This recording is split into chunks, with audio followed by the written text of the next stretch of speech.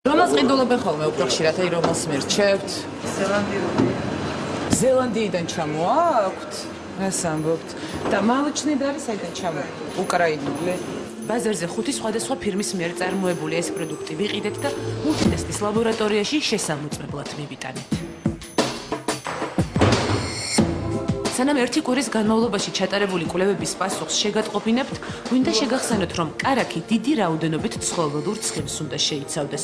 სწორედ ეს ცხოველური ცხიმებია A, D და E ვიტამინების მატარებელი, რაც მაგალითად ბავშვის იმუნური სისტემის და მხედველობის ჩამოყალიბებაში დიდ როლს თამაშობს.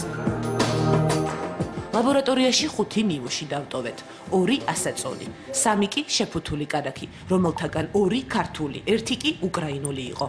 პასუხები ასეთია. პირველი ნიმუში არ შეიცავს ძროხის რძის ცხიმს.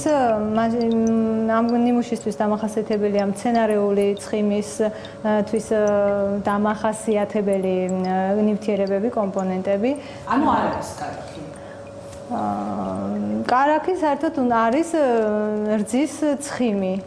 ასე რომ ეს არის მცენარეული ცხიმისგან შემდგარი მასალა. ეგრეთ წოდებული კარაქი. მეორე ასაწოლი კარაქი ძროხის რძის ცხიმს უმცირესი რაოდენობით შეიცავდა. მესამე ნიმუში ცხიმი ორჯერ ნაკლები იყო, ვიდრე ეს მითითებული იყო ეტიკეტზე. მეოთხე ნიმუში აკმაყოფილებდა ეტიკეტზე მითითებულ შემცველობას. მეხუთე კი არის გაცილებით დაბალი პროცენტული შემცველობა, დაახლოებით 10-ჯერ მცირე, ვიდრე მითითებულია ეტიკეტზე. ანუ დასკვნა 5-დან 4 კარაქი ფალსიფიცირებული აღმოჩნდა. სურსათის უვნებლობის სამსახურში ამბობენ, რომ ცხოველურ ცხიმებთან ერთად მცენარეული ცხიმების დიდი რაოდენობით არსებობის შემთხვევაში პროდუქტს აუცილებლად უნდა ეწეროს, რომ ის არის სპრედი, ანუ კომბინირებული კარაქი. ქართულ მწარმოებელს უფლება აქვს აირჩიოს და თქვას, რომ მე ვამზადებ კოდექს ალიმენტარიუსის სტანდარტით სპრედით შესაბამის პროდუქციას და დააწეროს, რომ ეს არის სპრედი და დამზადებულია ამ სტანდარტის შესაბამისად. ამ სპრედს ზემოდან აწერია დიდი ასოებით კარაქი და რატომ აქვთ ამის უფლება თქვა ეს? რომელს აწერია, მე არ ვიცი ხო, ზე პირად მეუბნები. ნებისმიერ მაღაზიაში ვიყიდეთ ჩვენ კარაქი აწერია სპრედი დიდი ასოებით ქართულ პროდუქციაზე გინახავთ? აი თქვენ თვითონ ყიდულობთ მაღაზიაში კარაქს ალბათ თუ სადღაც სპრედი, ყველაფერს ხო აწერია კარაქი. არ აწერია. თქვენი არ ვიცი, მაგრამ სპრედის შესახებ მე პირველად გავიგე. ქართულ ბაზარზე კი ამ პროდუქციაზე ნამდვილად დიდი ასოებითაა ამოტვიფრული სახელწოდება კარაქი. ეტიკეტზე კი ზოგიერთ მათგანს წვრილი ასოებით აწერია სპრედი ან კომბინირებული კარაქი. 1. ამ კვლევის შემდეგ ჯერი შესქელებულ რძეზე მიდგა. ეგრეთ წოდებული ზგუშონკა, რომლის შემცველობაც წესით და რიგით შაქარი და ძროხის რძის ცხიმი უნდა იყოს. ლაბორატორიაში შემოწმების შემდეგ აღმოჩნდა, რომ ორივე ნიმუში არის მცენარეული ცხიმისგან დამზადებული, მასში არ არის ძროხის რძის ცხიმი.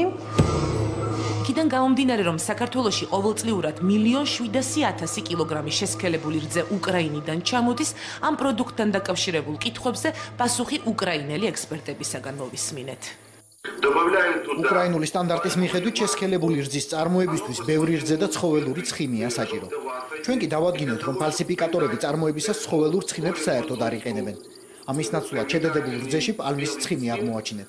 ეს ცხიმი ღია ფერისაა, ამიტომ მოყვითალო ფერი რომ მიიღონ, არაკეთილსინდისიერი მეწარმეები მას ტიტანის ზეჟანგს უმატებენ, რომელიც სხვადასხვა საღებავში გამოიყენება. უკრაინელი ექსპერტები კი მთავარ პრობლემად მაინც რძეში ანტიბიოტიკების არსებობას მიიჩნევენ. ვეტერინარები ყვებიან, რომ ქართულ ბაზრებზეც ხშირად იყიდება დაავადებული და ანტიბიოტიკებით გაჯერებული ძროხის რძე. კანონით ბოლო ინექციიდან 2 კვირის განმავლობაში არ შეიძლება ძროხის მოწოლა და მით უმეტეს ამ რძისაგან წარმოებული პროდუქციის გაყიდვა. ძალიან ხშირია ხოლმე შემთხვევები, როდესაც კერძო პირები, რომლებიც თვითონვე მკურნალობენ თავიანთ ძროხებს, არ აქცევენ ყურადღებას იმ წარწერას. იმ ვადას არ აკვირდებიან, უკეთებენ ანტიბიოტიკებს და ერთდროულად წველიან თან რძეს და ამ რძეს იყენებენ უკვე სასმელად იყიდება. ასეთ რძეს ანტიბიოტიკის არც გემო აქვს და არც სუნი. ერთადერთი გამოსავალი სპეციალური ლაბორატორიული ანალიზია. მულტიტესტში 10 ქარხნული და 10-ც არაქარხნული წესით დამზადებული რძეც გამოვიკულიათ. აი ამ არაქარხნული წესით დამზადებული რძეში დაახლოებით 7 ნიმუში აღმოჩნდა ანტიბიოტიკი, ანუ უმრავლესობაში აღმოჩნდა ანტიბიოტიკი. პედიატრები ამბობენ, რომ განვითარებულ ქვეყნებში რძეში ანტიბიოტიკის უმნიშვნელო რაოდენობაც დაუშვებელია, განსაკუთრებით კი ბავშვთა კვებაში. მან შეიძლება გამოიწვიოს ალერგიული და ტოქსიური ზემოქმედებაც კი. ამასთანავე ხელს უწყობს ანტიბიოტიკების მიმართ რეზისტენტობის განვითარებას და ნაწლავის ნორმალური მიკროფლორის შეცვლას. არსებობს სტანდარტიზაციის საერთაშორისო ორგანიზაციის კონსენსუსი რძესა და რძის პროდუქტებში ანტიბიოტიკების შემცველობის დასაშვები ნორმების შესახებ, რომელიც, რა თქმა უნდა, არ ვრცელდება ბავშვთა კვებაზე. რძეში ტეტრაციკლინის, პენიცილინის და ტილოზინის არსებობა ამ პროდუქტის შენახვის ვადას საგრძნობლად ზრდის.